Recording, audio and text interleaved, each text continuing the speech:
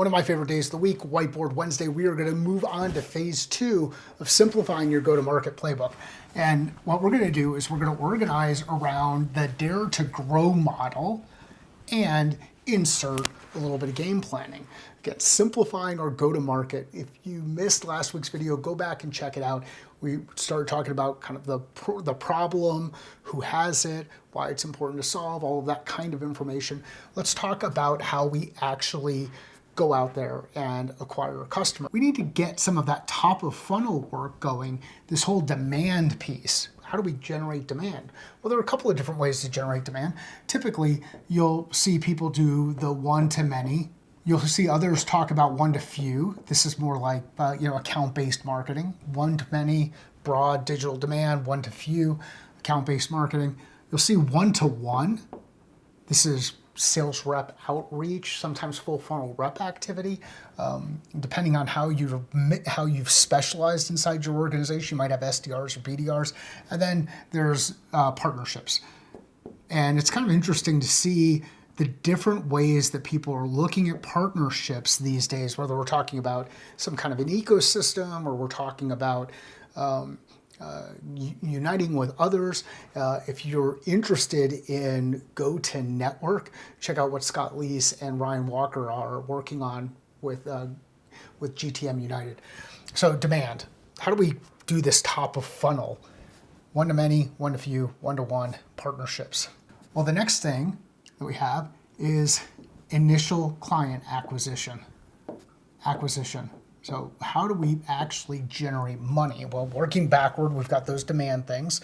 Let's go to the other side. So client acquisition then turns into retention and expansion. And this is the area where I've spent more of my career on, is the retention and expansion side of things. Some of this initial client acquisition, a little bit in the full funnel from a demand perspective.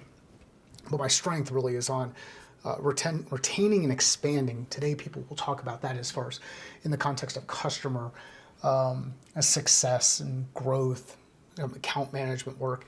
Anyhow, we've got demand, acquisition, retention, and expansion. So on the retention and expansion side, what's cool is we convert our clients and then we work to grow these clients.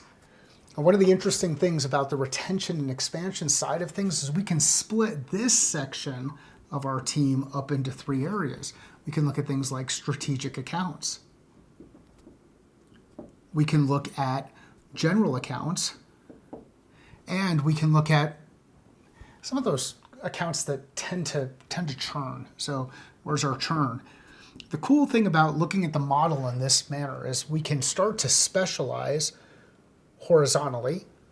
Like we can going across the model, specialize when thinking about demand, acquisition, retention, and expansion. And then we can specialize vertically. We can start to look at this and say, okay, how do we identify some of our key performance indicators or key metrics, KPIs, relative to demand, relative to acquisition, maybe at an enterprise level and a small SMB or level, relative to strategic accounts, general accounts, and churn. By getting into these areas of specialization, you would have seen this on the whiteboard if you've been following me on Twitter. If we get into these individual areas of specialization, we could start to focus time, energy, and attention and rate the performance of our organization in these individual boxes. Getting ourselves into a situation where we can start to aim small and miss small. This looks super complicated when you look at it this way. We see this big dare to grow, but if we actually start to break these into smaller parts and say, actually, I just want to focus purely on how we're growing our initial client acquisition in the small SMB space, I can give myself a rating of, let's say, 1 to 10 here. And if we're currently at a 3, we got to ask that question, what will it take to get us to a 4 or a 5? Same thing on any of these other boxes. Now, your boxes are going to look a little bit different, but structurally, the organization is organized around demand. How do people find us? Where do people discover us? Acquisition, what's that first client transaction? Retention and expansion. How do we hold on to those customers, and how do we grow those customers? And then inside that, how do we hold on to those customers and grow those customers?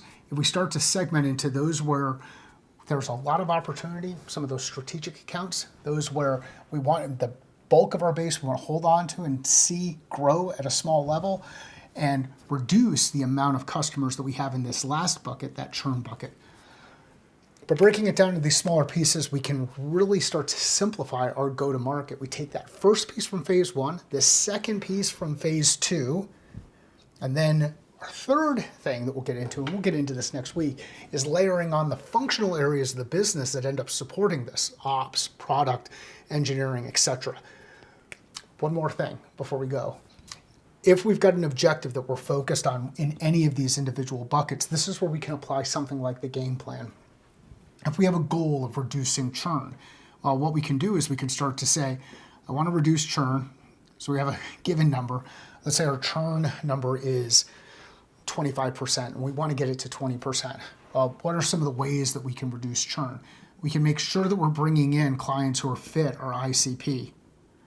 We can improve our onboarding process, and maybe we can do something related to how we identify ways to expand customers within that churn area.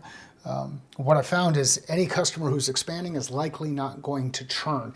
And this is our goal, the areas of focus, action, and then the metrics that we'll use to hold ourselves accountable to getting the work done.